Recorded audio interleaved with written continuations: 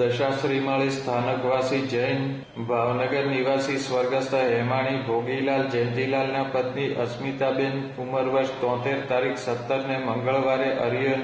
પામેલ છે. તે તેજસભાઈ જિજ્ઞાબેન હિતેશકુમાર શાહ, રિદ્ધિબેન ભાવિકુમાર ગાંધીના માતુશ્રી, નિધિ તેજસભાઈ હેમાણી, હિતેશભાઈ કાંતિલાલ શાહ, ભાવિકભાઈ પ્રકાશભાઈ ગાંધીના સાસુ, આરાધ્યાના દાદી, સ્વર્ગસ્થ આશાબેન નરેન્દ્રભાઈ દેસાઈ,